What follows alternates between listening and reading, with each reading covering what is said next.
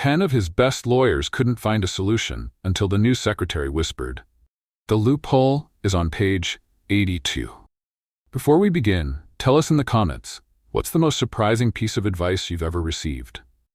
And at the end of the story, don't forget to rate it from 0 to 10. Enjoy.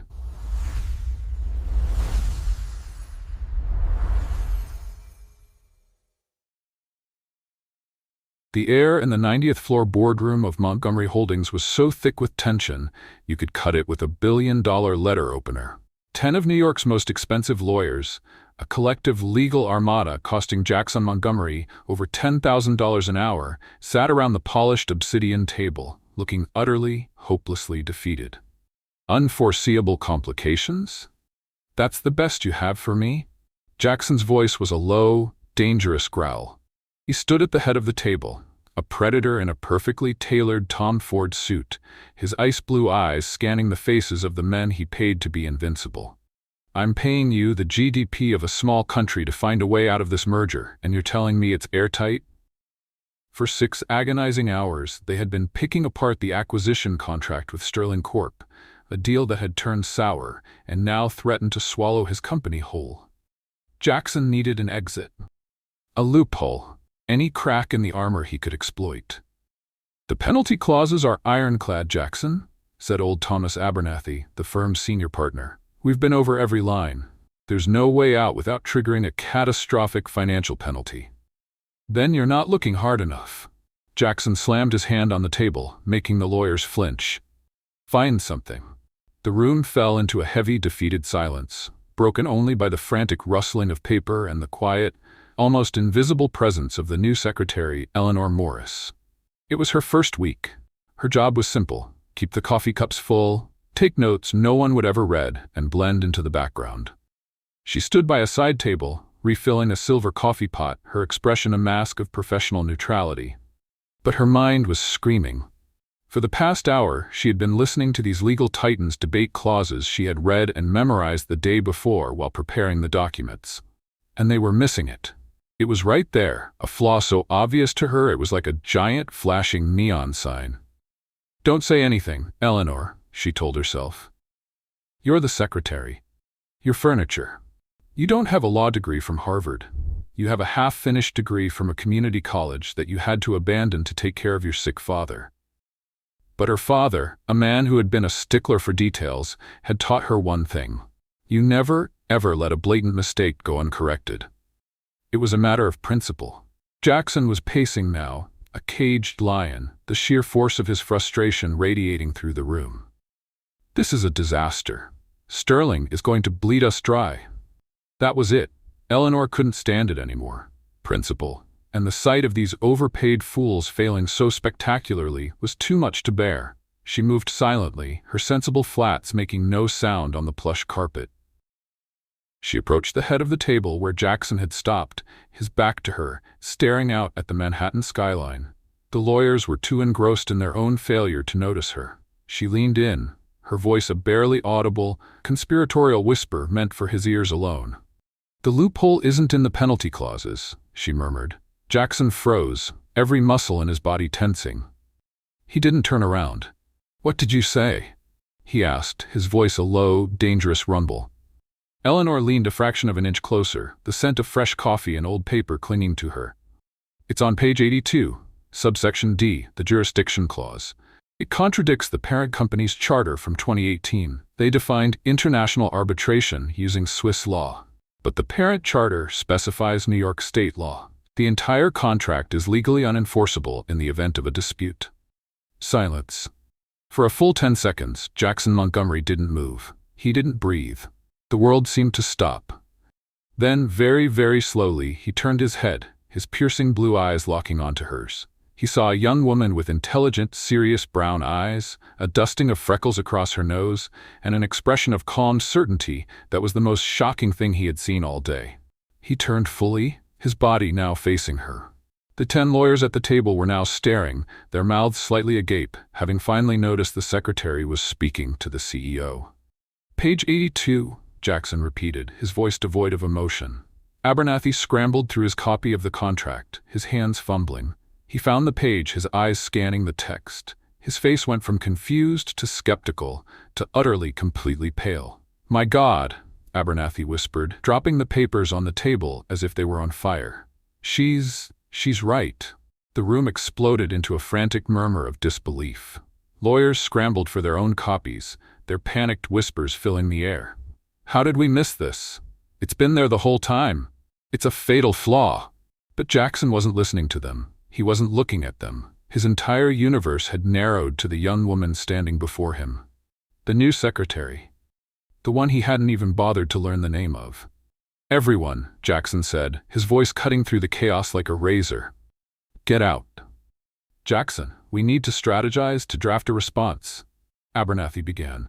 "I said," Jackson repeated, his eyes still locked on Eleanor, "get out, all of you. You're fired." The lawyers froze, then scrambled to gather their belongings, a stampede of expensive suits and shattered egos fleeing the boardroom. Within a minute, the room was empty. It was just Jackson and Eleanor. She stood her ground, clutching the now empty coffee pot like a shield, her heart hammering against her ribs.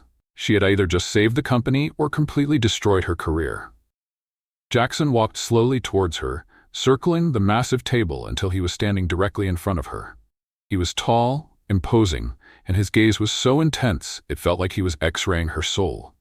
"Who are you?" he asked, the question a quiet, dangerous demand. "Eleanor Morris," she said, lifting her chin, refusing to be intimidated. "I'm your new secretary." "No," he said, shaking his head slowly. "That's not what I asked." He took another step closer, invading her personal space. "I asked, who are you? How does a secretary on her first week find something that 10 of the best legal minds in this city missed for 6 hours?"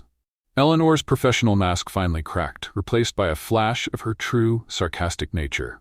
"Maybe," she said, her voice laced with a dry wit, "you're just overpaying your lawyers." For the first time all day, the corner of Jackson's mouth twitched. It wasn't a smile, but it was close. "That's a given," he said. "That doesn't answer my question."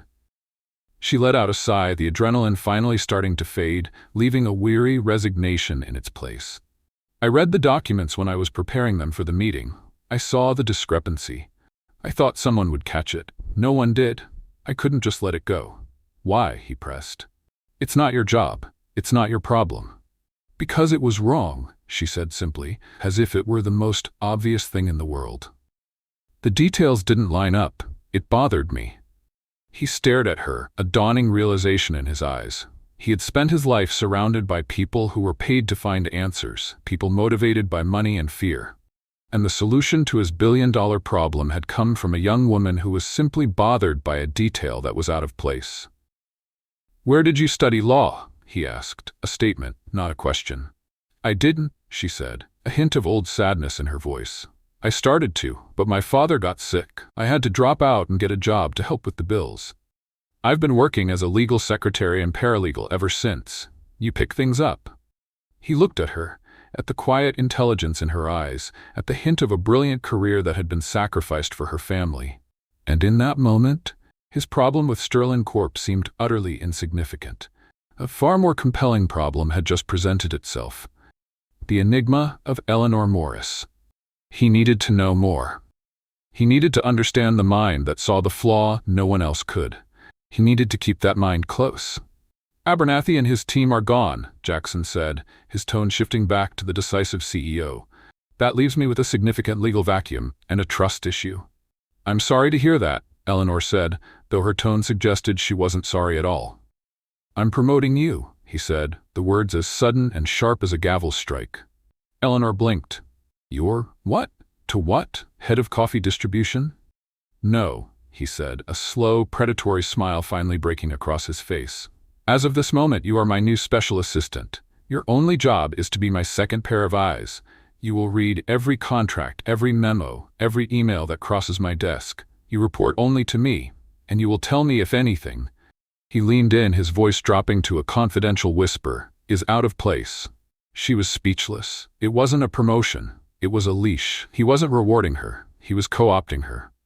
He wanted to keep her close, to study her, to understand how her mind worked. "I don't know," she began. "I'll triple your salary," he said, knowing it was a crude but effective tool. She thought of her father's medical bills, of her tiny apartment, of the mountain of student debt she still had from her 1 year of law school. Triple her salary wasn't just a raise, it was a lifeline. And, he added, his eyes gleaming with a new, intense curiosity, you get an unlimited coffee budget. Eleanor looked at him, at this powerful, arrogant, and impossibly intriguing man who was offering her the world, but on his terms. She knew she was walking into a gilded cage, but it was a cage she couldn't afford to refuse. Fine, she said, a new, challenging light in her own eyes. But I want my own office. With a window, and a coffee machine that actually works. Jackson laughed, a real, genuine laugh that startled them both. Deal, he said, extending a hand. Welcome to the 90th floor, Miss Morris. I have a feeling things are about to get very interesting. She shook his hand, her grip firm. And as their hands met, they both felt a jolt, a spark of something that had nothing to do with contracts or loopholes, and everything to do with the undeniable magnetic pull of two formidable minds finally meeting their match. Eleanor Morris's new office was less of an office and more of a fishbowl.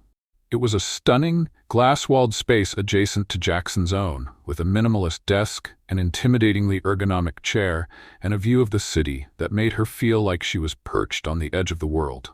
It also meant that Jackson could see her every move, and she, his. The promotion felt more like a beautifully furnished surveillance state. Her first day as special assistant began with a mountain. At precisely 8:01 a.m., Jackson's assistant wheeled in a trolley laden with what looked like the entire legal history of Western civilization in bound volumes. Mr. Montgomery's active contracts, the assistant said, a hint of pity in his eyes. He wants you to review them, all of them. Eleanor stared at the tower of paper. There had to be at least 50 contracts, each hundreds of pages long. All of them? By when? The next fiscal century? He said, by the end of the day, the assistant replied, before making a hasty retreat as if fleeing a disaster zone.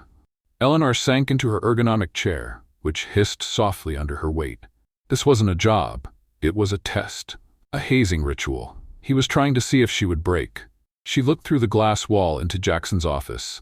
He was on a call, gesturing authoritatively, the picture of a corporate titan in his natural habitat. He glanced over, caught her eye, and gave a small, challenging smirk. Game on, Montgomery, she thought. She rolled up the sleeves of her simple blouse, fired up the brand-new coffee machine she had demanded, and dived in. For the next 8 hours, Eleanor was a machine. She didn't just read, she devoured. Her mind, sharp and hungry for the intellectual challenge she had been denied for so long, came alive. She cross-referenced clauses, flagged inconsistencies, and color-coded potential liabilities. She wasn't just a second pair of eyes, she was a forensic accountant with a law degree she'd never had the chance to earn. The rest of the 90th floor treated her like a curious and potentially dangerous new species. Executives would walk by her office, slowing down to peer in, whispering to each other. That's her, she heard one say. The one who got Abernathy fired. I heard she used to be a janitor, another whispered back, a complete fabrication that was already becoming office legend. Eleanor ignored them. She was in her element. The complex legal language that made most people's eyes glaze over was, to her, a beautiful, intricate puzzle. At 6 p.m., Jackson walked into her office, a look of smug expectation on his face. He was clearly anticipating finding her buried under a pile of paper, overwhelmed and defeated. Instead, he found her calmly sipping a cup of coffee, the mountain of contracts now organized into 3 neat piles on her desk. Finished already, Miss Morris? He asked, his tone laced with a patronizing amusement. Or did you just give up? Finished, she said, handing him a single, neatly typed page. This is the summary. The green pile is fine. The yellow pile has minor ambiguities that your legal team should clarify. And the red pile, she paused, tapping a small but menacing stack of documents, is a collection of ticking time bombs. Jackson's smirk vanished. He took the summary sheet and read it. His eyebrows shot up. Clause 14B in the Henderson real estate deal, she said, her tone all business. It has a termination for convenience option with no penalty. They could walk away tomorrow and we'd lose millions in development costs.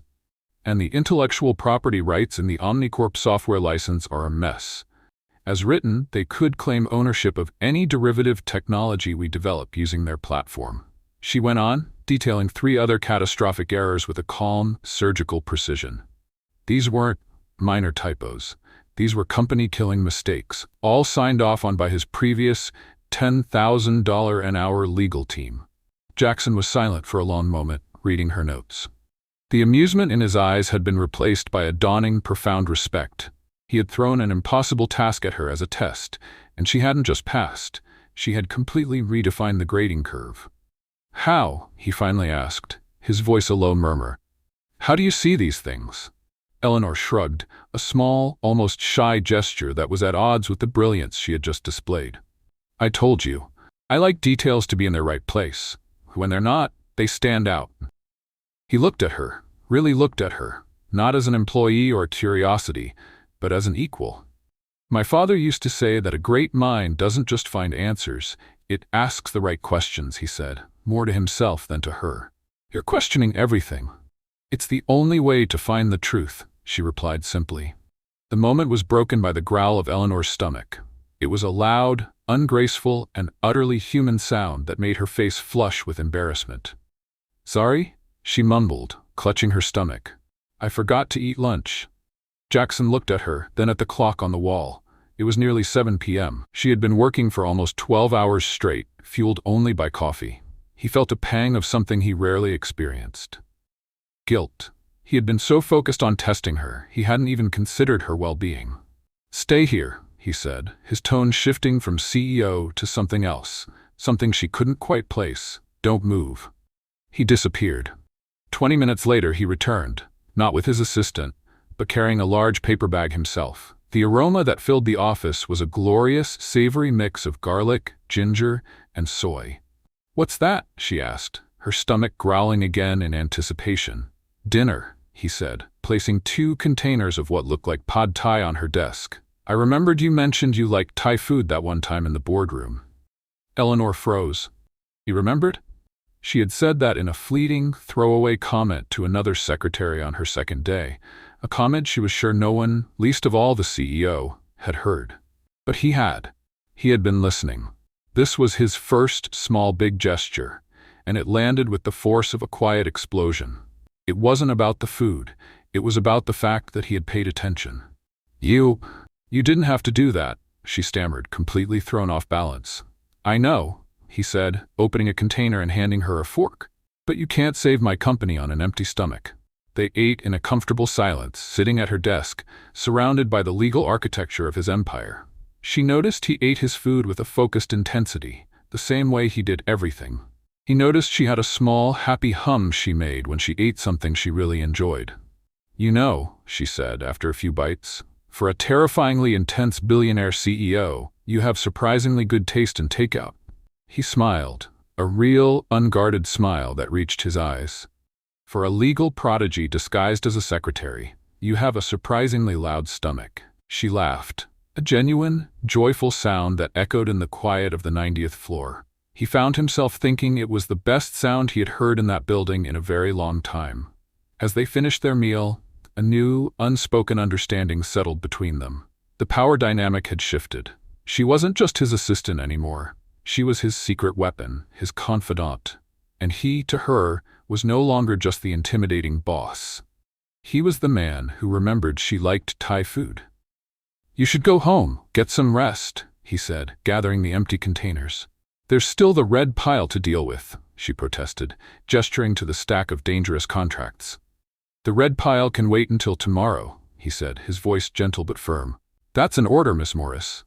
She smiled, a small, tired smile. "Yes, sir, Mr. Montgomery." As she packed her bag to leave, he stood in the doorway of her office, watching her. "Eleanor," he said, using her first name for the first time in a way that felt personal, not professional. She looked up. "Thank you," he said simply, "for seeing what no one else could." "It's my job," she replied softly. "No," he said, his gaze intense, "it's your gift." She walked past him, her shoulder brushing his in the narrow doorway. The brief contact was electric, a silent acknowledgement of the new, dangerous, and exhilarating territory they were now navigating together. As she walked down the empty hallway, Eleanor couldn't shake the feeling that she hadn't just reviewed a pile of contracts. She had started to rewrite the terms of her own life. and for the first time, she wasn't afraid of what the next page might hold. The week after the pad thai incident, as it was now silently dubbed in both their minds, the dynamic on the 90th floor of Montgomery Holdings shifted. The glass wall between Jackson's and Eleanor's offices became less of a barrier and more of a silent communication channel. He'd catch her chewing on her pen when she was deep in thought, and she'd notice him running a hand through his hair when a phone call was particularly stressful. They were orbiting each other, a two-person solar system operating on its own gravitational pull. Their work became a seamless dance of intellect. She'd anticipate the information he needed before he asked for it, and he'd challenge her with legal puzzles that she would solve with a frustrating and deeply attractive ease. The red pile of ticking time bombs on his desk shrank daily, replaced by Eleanor's elegant, foolproof solutions. Jackson found himself delegating more and more, not out of necessity, but out of a genuine curiosity to see what she would do next. He also continued his campaign of small, big gestures. One afternoon, he walked into her office and placed a small framed photo on her desk. It was a beautiful, black and white shot of the Brooklyn Bridge. "I remembered you said you liked walking across it on Sunday mornings," he said, his tone casual. "I thought the view from your office could use a little more soul." Eleanor stared at the photo, her heart doing a familiar, treacherous flip. He kept doing that, remembering the little things, the insignificant details of her life that she herself barely paid attention to. "Thank you, Jackson," she said, her voice softer than she intended. "It's beautiful." "Not as beautiful as the real thing," he said, his gaze lingering on her for a moment too long. "We should go sometime. Together." The unspoken invitation hung in the air between them, a promise of something more than just late nights and takeout. The inevitable collision with Jackson's other world came in the form of a thick, cream-colored envelope that landed on his desk with the subtlety of a royal decree. It was the invitation to the annual Montgomery Holdings Charity Gala, the glittering, high-stakes pinnacle of New York's social calendar. "I need you to come with me," he said to Eleanor, sliding the invitation across his desk to her. She looked at the elegant script and laughed, a real, genuine laugh. "Jackson, are you out of your mind? I'm the secretary. I don't gala. The fanciest event I've been to in the last 5 years was my cousin's wedding, and the main course was a taco truck." "This is not a request, Eleanor," he said, though the smile in his eyes betrayed his stern tone. "It's a strategic necessity. Since you dismantled my entire legal team, I need someone by my side who can actually spot a contractual flaw in a can of pay." "I don't even own a dress that doesn't have a coffee stain on it," she protested, the idea of navigating that world of sharks in ball gowns terrifying her. "That," he said, a slow, dangerous smile spreading across his face, "can be arranged." The next afternoon, Jackson took her to a private showroom on Fifth Avenue, a minimalist, temple-like space where designer gowns were displayed like works of art. A severe-looking woman with a French accent greeted them. "Jackson, darling," the woman purred. "It's been too long." "Hello, Colette. My associate, Ms. Morris, needs a dress for the gala." Colette's eyes flickered over Eleanor's simple work dress and sensible flats, her professional smile tightening almost imperceptibly. "Of course, we have some lovely pieces from the new collection." What followed was an hour of Eleanor feeling like a doll being dressed up by two very opinionated parents. Colette brought out a parade of elaborate, jewel-encrusted gowns that made Eleanor feel like a Las Vegas showgirl. "No," Jackson said, vetoing a particularly sparkly number. "It's not her." "But darling, this is what everyone is wearing," Colette insisted. "She's not everyone," Jackson replied, his eyes scanning the racks. He walked over to a more secluded corner and pulled out a dress. It was simple, elegant, and timeless. A floor-length gown in a deep emerald green, with a classic cut that hinted at curves without screaming for attention. "This one," he said. When Eleanor stepped out of the dressing room wearing the green dress, the air in the showroom shifted. The dress fit her as if it had been made for her. The rich color made her skin glow and her brown eyes sparkle. She wasn't a secretary playing dress-up anymore. She was a queen. Jackson was silent for a long moment, his expression unreadable. Eleanor felt a blush creep up her neck under his intense gaze. "Is it okay?" she asked, her voice a little shaky. "It's perfect," he said, his voice a low murmur. It's you. The night of the gala, Eleanor felt like she was walking into a movie. The ballroom was a breathtaking spectacle of crystal chandeliers, cascading flowers, and the city's most powerful and influential people. Jackson was by her side, a solid, reassuring presence.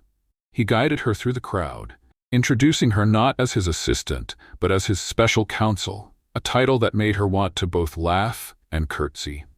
She navigated the small talk with her usual wit and disarming honesty, charming a grizzled oil tycoon by discussing the logistical flaws in the catering service, and impressing a famous author by pointing out a grammatical error in the event program. She was so engrossed in a debate with a senator about zoning laws that she didn't see the woman approaching until she was standing right in front of them. The woman was stunning in a diamond-white dress, her blonde hair coiffed into a perfect, icy sculpture. Her smile was bright, but her eyes were cold. "Jackson," the woman said, her voice a silken purr. "I was wondering when you'd show your face." She completely ignored Eleanor. "Victoria." Jackson's tone was clipped, his body tensing almost imperceptibly. "Victoria Davenport, the ex-fiancée," the woman whose picture was still on Jackson's desk face down, in a silver frame. Victoria's cold blue eyes finally landed on Eleanor, conducting a slow, deliberate scan from head to toe. Her perfectly sculpted lips curved into a condescending smile. "And who is this? Your new intern?" "Eleanor Morris, my special counsel," Jackson said, his hand instinctively finding the small of Eleanor's back. A small protective gesture that did not go unnoticed by either woman. "Special counsel," Victoria repeated, savoring the words with mock amusement. "Is that what we're calling the hired help these days? How wonderfully progressive." Eleanor felt a flush of anger, but she kept her composure, remembering Jackson's advice, "Don't let her get to you." She met Victoria's gaze and gave a polite, unruffled smile. "It's a pleasure to meet you, Miss Davenport. Jackson has told me almost nothing about you." Victoria's smile faltered for a fraction of a second. The comeback was as sharp as it was unexpected. "Has he now?" Victoria purred. Recovering quickly, she turned back to Jackson, placing a proprietary hand on his arm. "Darling, you must be so busy having to train new staff. It must be exhausting, dealing with people who don't understand our world." The insult was aimed at Eleanor, a perfectly delivered social stiletto.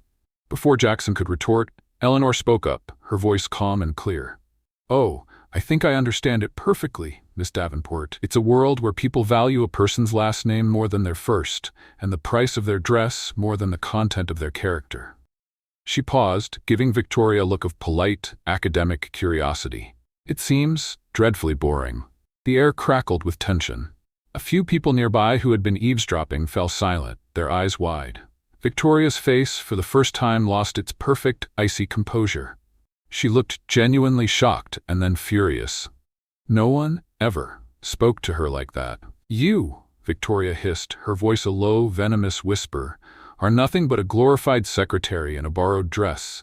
You think because he's paying attention to you now, you're special? You're a novelty, a pet project. When he gets bored, he'll discard you, just like he does with everything that is no longer useful." The cruelty of the words was breathtaking. Eleanor felt the barb hit its mark, a sharp, painful sting of truth in the accusation. But before she could even process the hurt, Jackson moved. He stepped in front of her, physically shielding her from Victoria's attack. He looked at his ex-fiancée, and the cold fury in his eyes was something Eleanor had never seen before. It was terrifying. "Get away from her," he said, his voice a low, lethal growl. Victoria laughed, a high, brittle sound. "Oh, Jackson, how sweet. Defending your new charity case." "She is not a charity case," Jackson said, his voice ringing with a conviction that silenced the entire area around them. He looked around at the curious, whispering faces of his peers, then back at Victoria. "This woman," he said, his voice rising, clear and strong, "is Eleanor Morris. And in 2 months she has shown more intelligence, more integrity, and more character than you have in your entire vapid and meaningless life." A collective gasp went through the onlookers. "She is not my hired help," Jackson continued, his gaze never leaving Victoria's horrified face.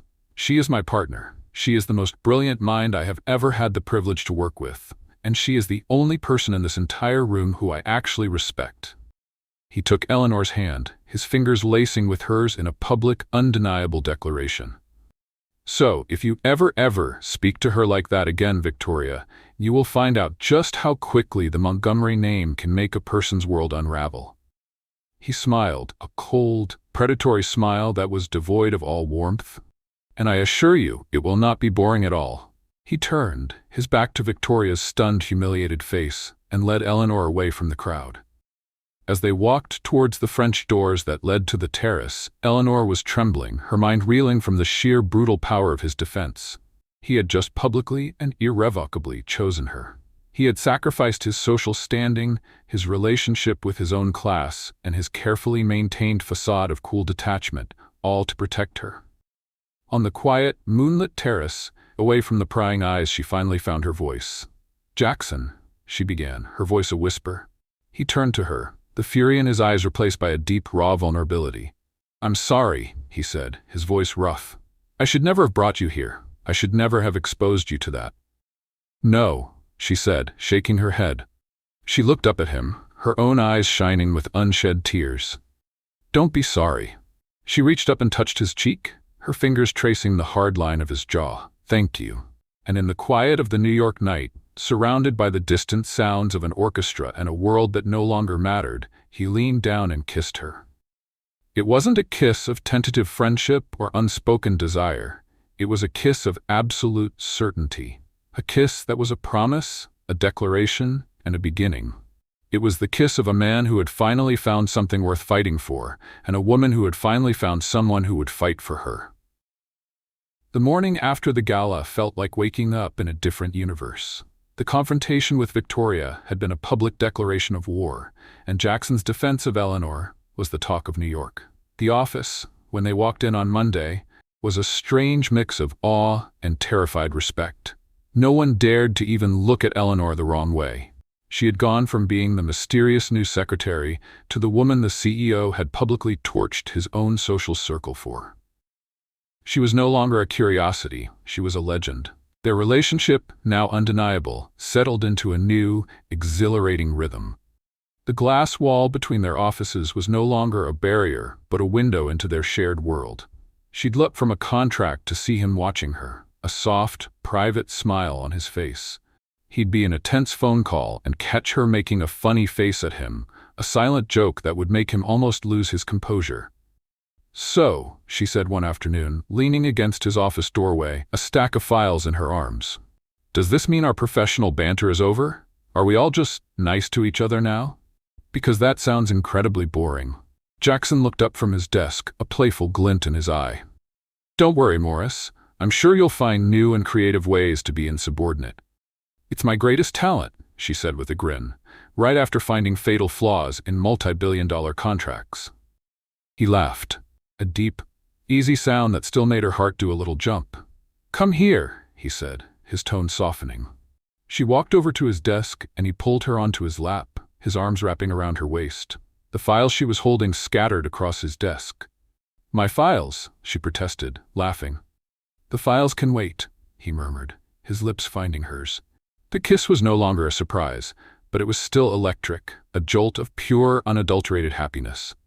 They had found their rhythm, a perfect balance of professional respect, witty banter, and a deep, growing affection. But Eleanor knew there were still parts of Jackson he kept hidden. He had defended her world. He had never truly invited her into his. The invitation came on a Saturday morning. "I want to show you something," he said, his voice unusually hesitant. "It's not the office. It's personal." He drove them out of the city, heading north along the Hudson. They left the steel and glass of Manhattan behind, the landscape slowly melting into the lush green of the countryside. He finally pulled up to a large, unmarked gate, which opened silently to reveal a long, winding driveway. At the end of it was a building that took Eleanor's breath away. It wasn't a mansion. It was a stunning piece of modern architecture, a symphony of glass, steel, and natural wood, nestled seamlessly into the hillside, overlooking the river. It was a house that was both a fortress and a work of art. "Jackson, what is this place?" she asked, her voice a whisper of awe. "It's a project," he said, getting out of the car. "My project." He led her inside. The interior was unfinished, a skeleton of steel beams and raw concrete. Sunlight poured in through massive floor-to-ceiling windows, Blueprints and architectural models were spread out on large tables. I don't understand, she said, looking at the half-finished space. This is my secret, he said, his voice quiet. The one thing I've ever done just for myself. He walked over to a table and ran his hand over a detailed architectural model. My father wanted me to be a businessman, a conqueror. He thought architecture, he thought it was a weakness, a distraction from the empire. Eleanor walked up beside him, looking at the model. It was a design for a public library and art center, a beautiful, innovative space that was clearly designed with love. I studied architecture for 2 years in college, before I switched to business to please him, Jackson confessed, his gaze distant. I never stopped. I've been designing this in secret for years. I bought this land. I started building it. It's the only place where I feel like I'm me. Not Jackson Montgomery, the CEO, just Jackson. Eleanor was speechless. This was his soul, laid bare. This beautiful, ambitious project was the dream he had been forced to hide. It was the source of the quiet sadness she sometimes saw in his eyes. She looked at the blueprints, her eyes scanning the detailed drawings, and then she saw something. Her legal mind, the one that was always looking for the details, noticed a structural note, a small, almost insignificant annotation about a load-bearing wall. This support beam, she said, pointing to the blueprint. The engineer's calculation here, it seems a little off. Based on the material specifications, it might not be strong enough to support the cantilevered roof in high winds. Jackson froze, his personal confession completely forgotten. He looked at the blueprint, then at her, his eyes widening in disbelief. What? I took a few engineering and design classes in college too, she said with a small, almost shy smile. Before I had to switch to paralegal studies, I always loved how buildings fit together, the logic of it. She traced the line on the blueprint with her finger. If you just move this secondary support here and redistribute the load, you not only solve the problem, you also open up the entire main hall. It would be a much more beautiful space. He stared at her, then at the blueprint, then back at her. It was happening again. She had looked at the one thing that was most important to him, his most secret and personal project. And in 5 minutes, she had not only understood it, she had made it better. He was a man who had everything, but in that moment he felt like she had just given him the world. He had thought he was showing her his secret, but in a strange, beautiful twist of fate, she had just shown him a piece of her own. They were the same, 2 people who had been forced by life to put their real dreams on a shelf.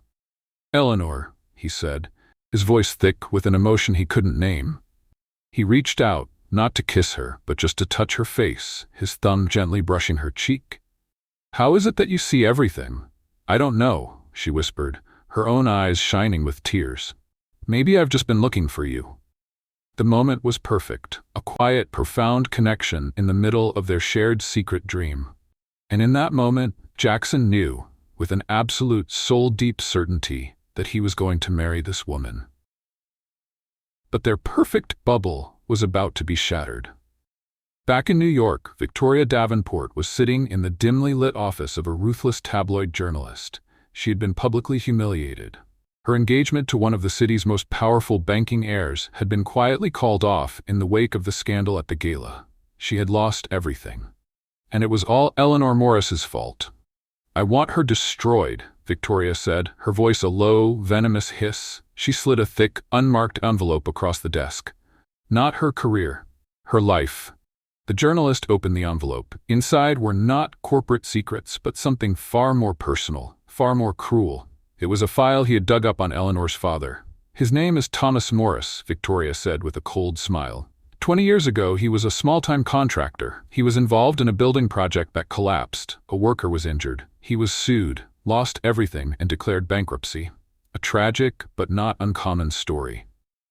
And? The journalist asked, unimpressed. And, Victoria continued, her eyes gleaming with malice, the company that sued him into oblivion, the company that was the lead developer on that project, the one that bought his debt and ruined his life? She paused for effect. It was Montgomery Holdings, Jackson's father. The journalist's eyes widened. You're saying? I'm saying our little Cinderella has no idea she's fallen in love with the son of the man who destroyed her family. Victoria purred. And when this story comes out with a few creative embellishments about Jackson knowing all along and this being some kind of cruel, generational game, she smiled, a slow, predatory smile. It will not just destroy her, it will destroy them.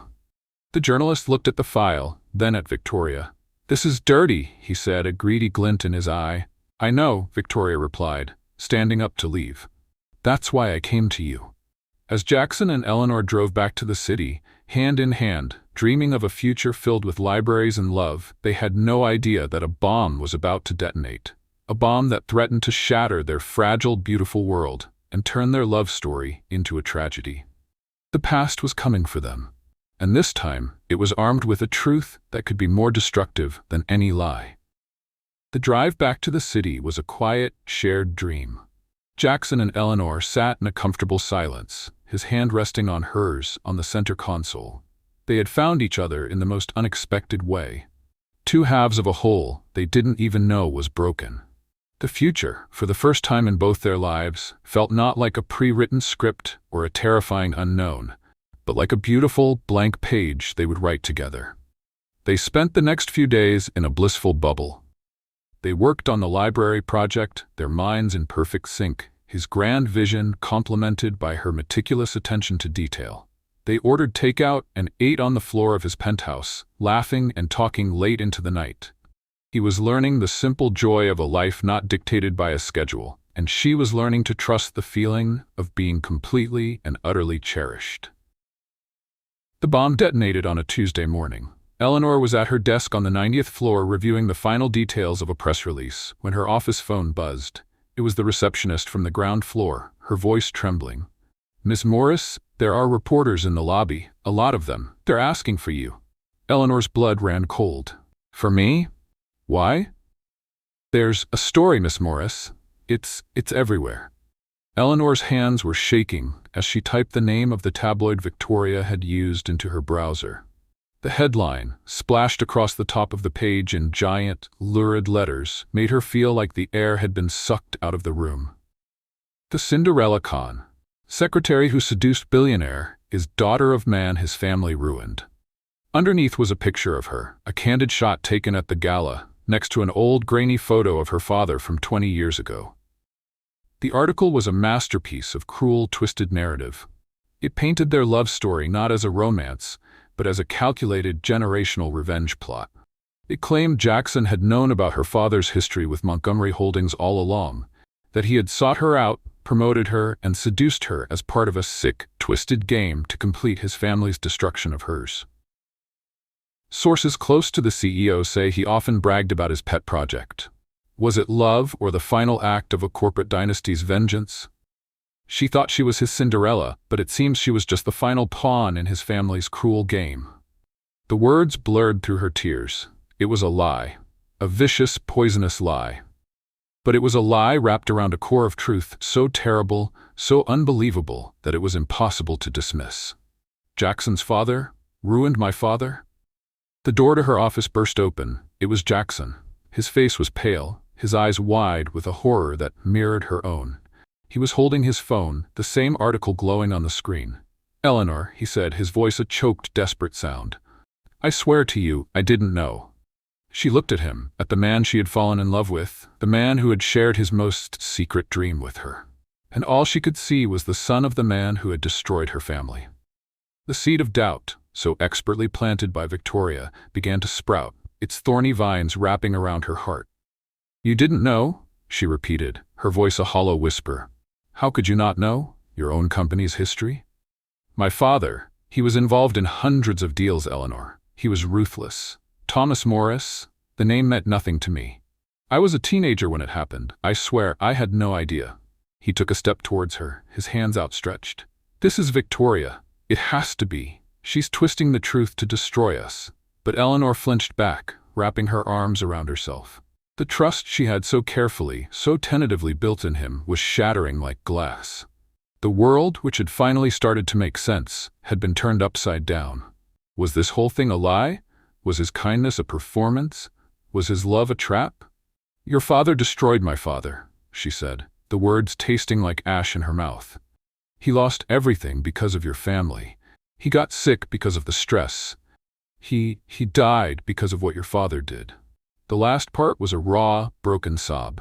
Jackson stopped, the color draining from his face. He looked as if she had just physically stabbed him. The weight of this new, terrible truth was a crushing blow. He hadn't just been the son of a ruthless businessman. He was the son of the man who had, however indirectly, caused the death of her father. "Eleanor, my God," he whispered, his own voice cracking. "I need to go," she said, her voice numb. She grabbed her purse, her movements jerky and uncoordinated. "I need to think." "No, please, don't leave," he begged, his voice raw with a desperation she had never heard before. "We can fight this. We can figure this out. Together." But she looked at him, and the man she saw was no longer just Jackson. He was a Montgomery, and the name Montgomery was inextricably linked to the greatest tragedy of her life. "How can I be in a room with you?" she whispered, tears streaming down her face. "How can I look at you and not see what your family did to mine?" She ran. She ran out of the office, past the shocked, whispering faces of her colleagues, past the reporters who were now swarming the lobby of the building. Jackson stood motionless in her office, the silence of the room a deafening roar in his ears. Victoria had won. She hadn't just attacked their reputations. She had taken the one fragile, beautiful truth that connected them, their shared history of having fathers they loved, and had turned it into an unbridgeable chasm. He had lost her, and this time he knew with a sickening certainty it might be forever. Eleanor went to the one place she knew she could be alone. Her father's old, abandoned workshop in a forgotten corner of Brooklyn. It was a dusty, derelict space filled with the ghosts of her father's failed dreams. She sat on an old workbench surrounded by his tools and sobbed, a raw, ragged sound of a heart breaking. She spent 2 days there, a prisoner of her own grief and confusion. She didn't answer her phone. She didn't eat. She just sat in the silence, trying to reconcile the Jackson she loved with the Montgomery legacy she now knew she was a part of. On the 3rd day, she knew she couldn't hide forever. She had to know the truth for herself. Her legal training, the instincts she had honed for years, kicked in. She wasn't a victim. She was an investigator. She went to the city archives. She spent hours poring over old microfilms of court records and business filings from 20 years ago. The story that emerged was even uglier than the tabloid had painted. It was a brutal, corporate takeover. Montgomery Holdings, under the leadership of Jackson's father, had used a series of aggressive and borderline unethical legal maneuvers to force Thomas Morris's small construction company into bankruptcy over a disputed contract. It was a massacre. But then she found something else. A series of internal memos, submitted as evidence, that she had to read 3 times to believe. They were from a very young junior legal counsel at Montgomery Holdings at the time. A young man who was arguing passionately against the takeover. He called it morally bankrupt and unnecessarily predatory. He proposed a settlement, a partnership, a way for both companies to survive. His proposals were all rejected by his father. The young legal counsel's name was Jackson Montgomery.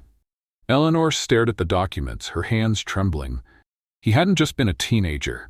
He had been there, and he had tried to stop it. He had fought for her father. Jackson, meanwhile, was in his own personal hell. He hadn't seen or heard from Eleanor in 3 days. He had his own investigators digging into his father's old files, desperate to find some piece of evidence, some proof that he was not the monster Victoria had painted him to be.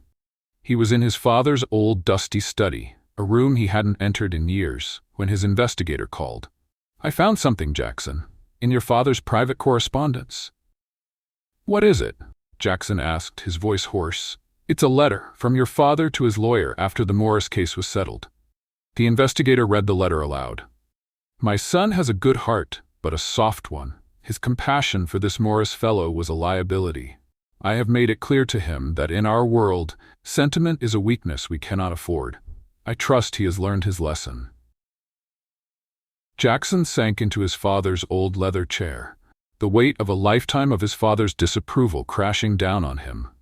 He had been fighting for her family even then, and he had been punished for it, taught to bury his own conscience, to become the cold, ruthless man his father wanted him to be. He was so lost in his thoughts that he didn't hear the door to the study open. "Jackson?" He looked up. Eleanor was standing in the doorway, her face pale, her eyes red-rimmed. She was holding a stack of old, yellowed court documents. "I found these," she said, her voice a quiet, trembling whisper. "At the city archives. You tried to help him. You tried to save my father." He stood up slowly, his own heart aching with a hope he didn't dare to feel. "And I found this," he said, holding up the copy of his father's letter. "He told me compassion was a weakness." They stood on opposite sides of the room, separated by 20 years of pain and misunderstanding. They were the children of two warring families, a modern-day Romeo and Juliet whose tragedy had been orchestrated by corporate greed. "All this time," she whispered, tears streaming down her face, "I hated the name Montgomery. I hated everything it stood for, but it was never you." "No," he said, his own voice cracking. "The man you hated? I've been trying to stop being him my whole life. And you," he took a step towards her, "you're the one who finally showed me how." She ran. She ran across the room and threw herself into his arms, sobbing out all the pain, all the anger, all the years of injustice. He held her tightly, burying his face in her hair, his own tears of relief and absolution finally falling. "I thought I'd lost you," he whispered. "You found me," she cried. "You found me 20 years ago. I just didn't know it." They held each other in the dusty, silent study, two broken pieces of a shared past finally fitting together. The war between their families was over. The lies had been exposed, and all that was left in the wreckage was a love that was stronger than any legacy of hate. The dust of 20 years had settled in Jackson's father's study, but for Jackson and Eleanor, it felt like a sacred space. The discovery of their shared, tragic history had not torn them apart. It had forged them together, with a bond stronger than steel.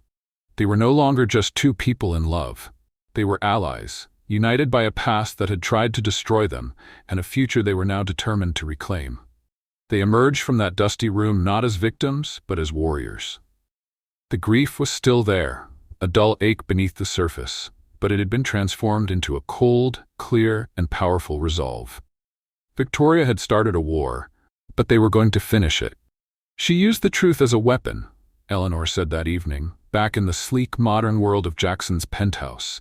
They were sitting opposite each other at his dining table, which was now covered in legal pads and printouts of the tabloid articles. "So, we're going to use the truth as our shield and our sword." Jackson, who had spent a lifetime learning to be a corporate predator, looked at her with a new kind of admiration. Her mind was a beautiful, dangerous thing. "What's your plan, counselor?" he asked, a hint of the old, playful banter returning to his voice. "Victoria's mistake," Eleanor began, her pen tapping a rhythm on the notepad, "was thinking that my father's story was one of shame. She thought exposing it would humiliate me, and by extension, you. She wanted to paint me as a gold digger seeking revenge. She completely misunderstood who I am." She looked up, her eyes burning with a fierce light. "My father's story isn't about failure. It's about a good man who was crushed by a ruthless system. It's a story of integrity versus greed. And we're going to tell it." A slow, predatory smile, the one Eleanor now knew so well, spread across Jackson's face. "A press conference," he said, catching on immediately. "Bigger," she countered. "A new beginning." She slid a piece of paper across the table. On it, she had written 2 words, "The Thomas Morris Foundation." Jackson read the words, his heart swelling with a love so profound it was a physical ache. She had taken her deepest pain and was turning it into a source of strength and hope. "Its mission," Eleanor continued, her voice gaining strength, "will be to provide legal and financial aid to small business owners who are being unfairly targeted by large corporations. We'll fight for the little guys. We'll use the Montgomery name and resources not to crush people like my father, but to protect them. We'll be turning my father's legacy on its head." Jackson murmured, a sense of rightness settling over him. It was more than a PR strategy. It was atonement. "Exactly," she said. "We won't just deny Victoria's story. We will embrace it, own it, and transform it into something so powerful and positive that her narrative of scandal will simply evaporate in its light." "And the launch?" he asked. "The grand opening of the new wing of the Metropolitan Museum of Art," she said, her eyes gleaming.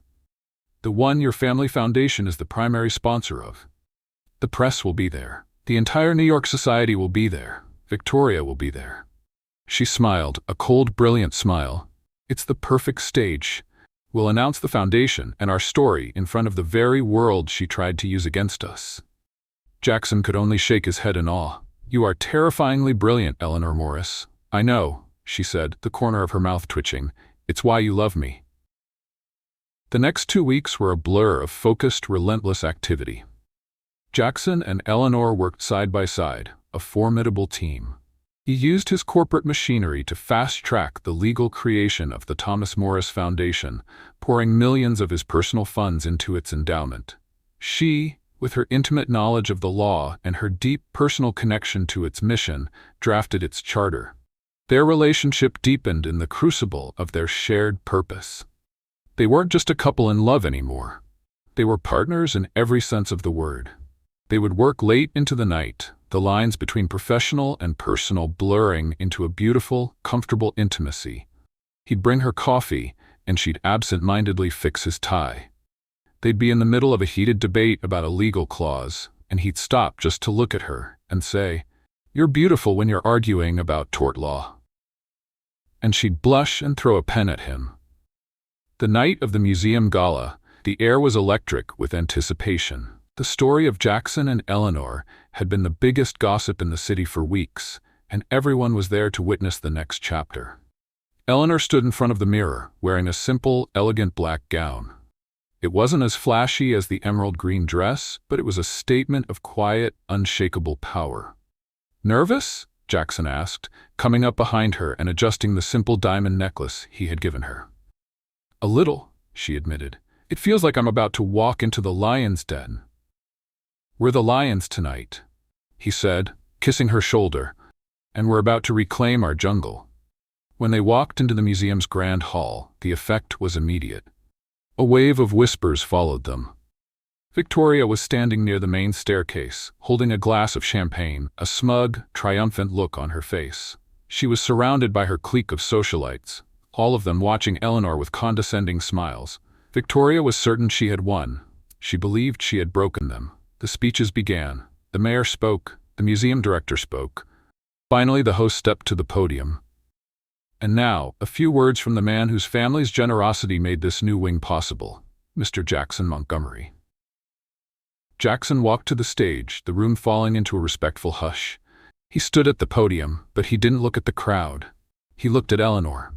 "Thank you all for being here," he began, his voice calm and strong. "Tonight we are here to celebrate art and culture, and the legacy of my family. But I've come to realize that a legacy isn't about buildings or donations. It's about the impact we have on people's lives." He paused. Victoria was frowning now, a flicker of unease in her eyes. "Many of you have read the recent stories in the press about me, and about the extraordinary woman by my side, Eleanor Morris." He gestured to her, and a spotlight found her in the crowd. "The stories are true, in their basic facts. My father's company did, 20 years ago, ruthlessly drive a small contractor named Thomas Morris out of business. That man was Eleanor's father." A shocked gasp went through the room. "The stories, however, paint this as a scandal," Jackson continued, his voice ringing with passion. "They are wrong. This is not a scandal. It is a tragedy. It's the tragedy of a good man destroyed by a system that values profit over people. A system that my father championed. A system that I, for too long, blindly perpetuated." He looked straight at Victoria, a cold, hard look in his eyes. "And it is a tragedy that some people," he said, his voice dripping with contempt, "would be cruel enough to dig up that pain and use it as a weapon for their own petty revenge." Victoria's face went white. All eyes in the room were now on her, her smug smile frozen in a mask of horror. "But tonight," Jackson's voice softened as he turned his gaze back to Eleanor, "we are turning that tragedy into a triumph. Tonight, I am proud to announce the formation of the Thomas Morris Foundation, a new organization funded by Montgomery Holdings dedicated to ensuring that no other small business owner ever has to face a corporate giant alone." The room was silent for a moment, then erupted in applause. It was a stunning move, a public act of atonement and transformation that no one had expected. "This foundation," Jackson said, his voice now thick with emotion, "will be a testament to the integrity of Thomas Morris, and it will be run by the one person who inherited all of his strength, his intelligence, and his incredible heart, its new executive director, Eleanor Morris. He looked at Eleanor, a look of pure, unadulterated love and respect in his eyes. The tabloids called her my Cinderella. They were wrong. She is not, and has never been, a damsel in distress. She is a queen, and she was never my pet project. She was my salvation. The applause was deafening. Jackson stepped down from the stage and walked through the crowd, which parted for him like the Red Sea. He walked straight to Eleanor, took her hand and pulled her into a deep, passionate kiss, right there in the middle of the room, in front of the whole world. As they kissed, Victoria Davenport, completely and utterly defeated, slipped out of the room, her social reign over. When they broke apart, breathless, the entire room was on its feet, cheering. Eleanor looked up at Jackson, tears streaming down her face, but her smile was the brightest thing in the room. "I love you," she whispered. "I love you too," he replied. But just as they were about to leave, a man in a dark suit quietly approached Jackson and handed him a note. Jackson read it, and his face, which had been so full of triumph, suddenly turned grim. "What is it?" Eleanor asked, a knot of fear tightening in her chest. Jackson looked at her, his expression a mixture of anger and a new, terrifying worry. "It's Victoria," he said, his voice a low growl. "The note says this isn't over. If I can't have your world, I'll destroy yours." He crumpled the note in his fist. "And it says she has one last piece of information to leak. Something about your father. Something that she says will ruin you for good." Victoria's threat hung over their victory like a shroud. The triumph of the gala, the public declaration of their love and purpose, all felt fragile in the face of her parting shot. What could she possibly have left? What secret about Thomas Morris could be so devastating? "She's bluffing," Jackson insisted, as they sat in the quiet of his penthouse later that night. "She has nothing. She's just trying to sow chaos." "No," Eleanor said, her voice a low, worried murmur. She was pacing the length of the living room, her mind racing through the painful history of her father's case. "She's not bluffing. She's too arrogant to bluff. She has something, or she thinks she does." The attack came less than 24 hours later. It wasn't a tabloid article this time. It was a formal press conference. Victoria Davenport, flanked by a high-powered attorney, stood before a wall of cameras, her face a mask of solemn, fabricated concern. "It is with a heavy heart that I bring this information to light," she began, her voice dripping with false sincerity. "While the newly formed Thomas Morris Foundation is a noble endeavor, it is built on a lie. The public deserves to know the truth about the man it is named after." Jackson and Eleanor watched on a live feed from his office, their hearts pounding. "My legal team has uncovered documents from the original 20-year-old case," Victoria continued, holding up a file. "Documents that were suppressed at the time. They show that the construction accident was not a simple case of corporate pressure. It was a result of gross negligence on the part of Thomas Morris, who, it appears, knowingly used substandard materials to cut costs." "She's lying," Eleanor whispered, her hands gripping the edge of Jackson's desk. But then Victoria delivered the killing blow. "Furthermore," she said, her voice full of theatrical sadness, "we have a sworn affidavit from a source, indicating that Mr. Morris received a substantial cash payment, off the books, just a week before the accident. It wasn't a tragedy of a good man being crushed. It was a story of a man who took a bribe, cut corners, and caused a worker to be permanently injured." The room of reporters erupted in a frenzy of questions. Victoria didn't answer them. She simply ended with, "I believe the public and Mr. Montgomery have a right to know who they are truly honoring." The feed cut out. Eleanor stood motionless, her face as white as a sheet. The accusation was a dagger to the heart. It didn't just tarnish her father's memory, it desecrated it. It turned her story of injustice into a lie. "She's a monster," Jackson growled, his fists clenched. He turned to Eleanor, his eyes blazing with a protective fury. "We're going to fight this. We'll sue her for defamation, for slander." "No," Eleanor said, her voice surprisingly calm, almost unnervingly so. The initial shock had been replaced by a cold, clear focus. "Suing her will just drag this out in the press for months. She wants a public war. We're not going to give it to her." "Then what do we do?" he asked, seeing the familiar, brilliant light of a strategist in her eyes. "We do what I do best," she said, her voice turning to steel. "We find the truth. We find the flaw in her lie." For the next 48 hours, they worked relentlessly. Jackson's office became their war room once again. He put his entire legal and investigative team at her disposal, but it was Eleanor who led the charge. She was no longer just a woman in love. She was a daughter fighting for her father's honor. "The affidavit is the key," she said, her eyes scanning a digital copy of the document Victoria had brandished. She said, "A source. That means it's a single person. And it's a lie, which means the person was either coerced or paid." Jackson's team worked to identify the signatory. His name was Arthur Finch, a disgruntled former employee of her father's company who had been fired for theft a month before the accident. "He had a motive to lie," Jackson said. "Revenge. And a price," Eleanor added. She used her own, more unconventional methods to trace financial records. Within hours, she found it. A recent, anonymous deposit of $100,000 into Arthur Finch's offshore account, made by a shell corporation that, after a few more hours of digging, she traced directly back to Victoria Davenport. "We've got her," Jackson said, a triumphant look on his face. "Bribery of a witness. This is a crime." "It's not enough," Eleanor said, shaking her head. "It's her word against a disgruntled employee's. Her lawyers will tear him apart on the stand. We need something more. We need to prove my father didn't use substandard materials." That was the harder part. The records were 20 years old, buried in city archives and warehouses. Jackson dispatched a team of paralegals to every possible location, but the specific material invoices from the project were missing, conveniently lost to time. "She knew they were missing," Eleanor murmured, staring at the wall of documents they had pinned up. "That's why she was so confident. Without those invoices, we can't prove what was actually used on the site." It was a dead end. They were so close, yet Victoria had built the perfect, unbreakable lie. Jackson was pacing, frustrated, when Eleanor suddenly went still. "The worker," she whispered. "What?" "The worker who was injured," she said, her eyes widening. "What happened to him? Everyone talks about the case, the bankruptcy, but what happened to the man who got hurt?" "His name was Miguel Ramirez. They found him living in a small, quiet town in upstate New York. He was in his late 60s now, living on disability, his leg permanently damaged from the accident."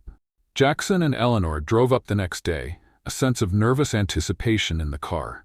They found him sitting on the porch of his small, tidy house, a kind-faced man with a weary but gentle smile. "Mr. Ramirez," Eleanor began, her voice hesitant. "My name is Eleanor Morris. My father was Thomas Morris." The old man's smile faded. He looked at her for a long moment, his expression unreadable. "I remember your father," he said finally, his voice a low rumble. "We need to ask you about the accident," Jackson said gently. "There are stories being told that your father used bad materials, that he was responsible for what happened to you." Miguel looked at them, then sighed, a deep, heavy sound. He gestured to the chairs on his porch. "Sit down," he said. "Let me tell you what really happened, Day." He told them the story, how a shipment of steel beams had arrived, and how her father, Thomas, had inspected them and found them to be below the required grade. He had refused the shipment, sending it back, even though it meant delaying the project and losing money. "He was an honest man, your father," Miguel said, his gaze distant. "The most honest man I ever worked for. He wouldn't cut corners. Not ever." "Then what happened?" Eleanor asked, her heart pounding. "The new shipment arrived. It was perfect. We were installing the final beam when the crane, it was an old crane, owned by the development company. The cable snapped." Miguel looked down at his damaged leg. "It wasn't the materials. It wasn't your father. It was faulty equipment. Old, poorly maintained equipment that belonged to Montgomery Holdings." Eleanor and Jackson stared at each other, stunned into silence. The accident? It hadn't been her father's fault at all. It had been Jackson's father's fault. His company had covered it up, thrown her father to the wolves, and let him take the fall to avoid a bigger lawsuit. "And the lawsuit?" Jackson asked, his voice hoarse. "Why didn't you testify to this?" Miguel's face hardened. "They paid me," he said quietly. "Montgomery's lawyers. They gave my family a settlement, a very large one, on the condition that I sign a non-disclosure agreement and never speak of the faulty equipment. They said they would ruin me, that I would never work in this city again if I did. I had a wife, 2 small children. What was I supposed to do?" He looked at Eleanor, his eyes full of a 20-year-old regret. "I'm sorry, miss. Your father was a good man, and I let them destroy him. Eleanor was crying, silent tears of vindication and profound sadness. Jackson felt a wave of nausea. The sins of his father were even darker than he had imagined. "Mr. Ramirez," Jackson said, his voice thick with a new, terrible resolve.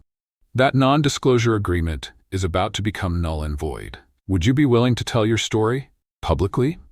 Miguel looked at Eleanor's tear-streaked face, at the son of the man who had ruined his life, and he saw not arrogance, but a deep, genuine desire for justice. He slowly nodded. "For Thomas," he said.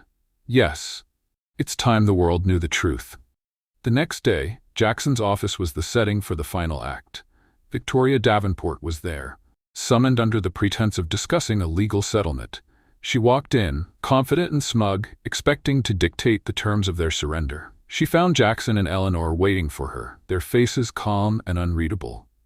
"Jackson, darling," she began, a triumphant smirk on her face, "I'm glad you've come to your senses. Let's discuss the terms of your public apology and the dissolution of your little foundation." "There's just one person we're waiting for," Jackson said coolly. The office door opened, and Miguel Ramirez walked in, leaning on a cane. Victoria's face froze. The color drained from her cheeks as she stared at the old man. "You remember Mr. Ramirez, don't you, Victoria?" Eleanor asked, her voice like ice. "The man whose life was ruined by the accident your story is so concerned about." I don't know what you're talking about," Victoria stammered, taking a step back. "He does," Jackson said, pressing a button on his desk speakerphone. "We've just come from the district attorney's office, Victoria. Mr. Ramirez has given a full, sworn statement about the faulty equipment owned by Montgomery Holdings and about the subsequent cover-up and the NDA he was forced to sign." That's ancient history," she sputtered. "It is," Eleanor agreed. "But bribery, witness tampering, and filing a false affidavit are very current crimes." She slid a file across the desk. "We also have the records of your $100,000 payment to Arthur Finch. It seems you're not as good at hiding your tracks as you think." Victoria stared at the file, her face a mask of pure, unadulterated panic. She was trapped. Her perfect, beautiful lie had just been annihilated by the one thing she had never counted on: the simple, undeniable truth. "You're finished, Victoria," Jackson said, his voice devoid of all emotion. "Your little game is over." She looked from Jackson's cold, unforgiving face to Eleanor's, which held not triumph but a quiet, weary justice. And in that moment, Victoria Davenport knew she hadn't just lost a social battle. She had lost everything. The police were waiting for her in the lobby. As the police escorted a stunned and silent Victoria Davenport out of the office, a heavy silence descended upon the room. The war was over. The truth, in all its ugly, complicated glory, was finally out. Miguel Ramirez stood by the window, a look of quiet, weary vindication on his face. He had carried his burden for 20 years, and now he was finally free. Eleanor walked over to him and placed a gentle hand on his arm. "Thank you, Miguel," she said, her voice thick with emotion. "You gave my father his name back." The old man looked at her, his eyes shining with unshed tears. He patted her hand. "He never lost it, child. Good men never do." Jackson watched them, a storm of conflicting emotions churning inside him. Relief, triumph, but above all a profound and crushing guilt. The enemy had been vanquished, but the enemy had been his own family. His father's actions, his company's legacy, were a poison that now tainted the very air he breathed. After Miguel left, promising to be the first to testify against Victoria, Jackson and Eleanor were alone. The adrenaline of the confrontation faded, leaving behind a raw, fragile quiet. "Jackson," Eleanor said softly, walking towards him. He couldn't meet her eyes. He just stared out the window at the city, his city, an empire built on a foundation of secrets and lies. "My father did that," he said, his voice a low, broken whisper. "He destroyed your family. He paid a man to stay silent. He let your father take the fall. Everything you've been through, every hardship, every struggle, it all started here, in this building, with my name." He finally turned to look at her, and the pain in his eyes was a raw, open wound. "How can you even stand to be in the same room as me? My name is Montgomery. I am his son." Eleanor looked at him, at this powerful man so completely undone by the sins of his father. She saw not the CEO, not the billionaire, but the young man from the memos, the one who had fought for what was right and been silenced, the one whose compassion had been labeled a weakness. She walked up to him and, without a word, wrapped her arms around him, holding him tightly. He was rigid at first, surprised by the gesture. Then, slowly, he melted into her embrace, his own arms coming around her, holding on as if she were the only thing keeping him from falling apart. "You are not your father, Jackson," she whispered into his chest. "You are the man who fought for mine. You are the man who stood up to his own world to defend me. You are the man who remembered I liked Thai food." He pulled back just enough to look at her, his eyes shining with tears. "But the name is just a name," she said, her voice firm. She cupped his face in her hands, her gaze unwavering. "You have spent your entire life trying not to be him, and you've succeeded. The legacy of your father ends with him. Our legacy," she said, a small, beautiful smile on her face, "starts now." He looked at her, at the incredible, boundless grace she was offering him. She wasn't just forgiving him, she was liberating him. He leaned down and kissed her, a kiss that was not of passion, but of profound, soul-deep gratitude. 3 years later, the building that rose from the hillside overlooking the Hudson was a masterpiece. It wasn't just a structure of glass and steel, it was a story. The Thomas Morris Foundation and Community Arts Center was a living, breathing testament to the idea that from the ashes of tragedy, something beautiful could grow. Inside, the main library hall was filled with light, its cantilevered roof soaring towards the sky, supported by a graceful, redistributed network of beams. Eleanor Morris Montgomery, the Foundation's executive director, stood on a small podium, addressing a crowd of students, artists, and community members at the Foundation's 3rd anniversary celebration. "My father was a builder," she said, her voice clear and strong, echoing through the beautiful space. "He believed in building things that would last. He was crushed by a world that valued profit over principle. Today, this place, this foundation, is the fulfillment of his legacy. We are building futures. We are building hope." In the back of the room, Jackson stood watching her, a soft, proud smile on his face. He held their 2-year-old daughter, a little girl with her mother's intelligent brown eyes, in his arms. Beside him, their 4-year-old son, a boy with Jackson's unruly hair and a mischievous grin, was tugging on his jacket. "Daddy, is Mommy finished talking?" the boy whispered loudly. "I want cake." Jackson laughed, ruffling his son's hair. "Soon, buddy, soon." After Eleanor's speech, the family was mobbed by well-wishers. Miguel Ramirez, now a spry and smiling member of the Foundation's board of directors, came over and hugged Eleanor. "Thomas would be so proud of you, child," he said, his voice thick with emotion. Victoria Davenport was serving a 5-year prison sentence for witness tampering and perjury. Her name, once a staple of the society pages, was now a forgotten footnote. Later that evening, after the celebration, Jackson and Eleanor stood on the terrace of their home. The beautiful, light-filled house they had designed together, right next to the Foundation. The lights of the Arts Center glowed warmly in the distance. The sound of their children's laughter drifted from inside. "You know," Eleanor said, leaning her head on his shoulder, "I was thinking about that first day, in the boardroom. I was so terrified. And I was a clueless, arrogant jerk," he said, wrapping his arms around her. "You came in to serve coffee, and you ended up serving me a life lesson. And I got a coffee machine with a window out of the deal," she teased. He laughed, a deep, happy sound that was now the constant music of their home. "I still have the summary you wrote that day," he confessed, "the one with the red pile of ticking time bombs." "You do?" she asked, surprised. "I keep it in my desk drawer," he said, his voice turning serious, "to remind me of the day I met the woman who saw every flaw in my world and still chose to help me fix it." He turned her to face him, his expression full of a love that was as deep and as solid as the foundation of the building they had created together. "I love you, Eleanor Morris Montgomery," he said. "I love you too, Jackson Montgomery," she replied. He leaned in to kiss her. A slow, sweet kiss that held the comfortable intimacy of a love that had been tested by the past and had emerged stronger, brighter, and more beautiful than either of them could have ever imagined.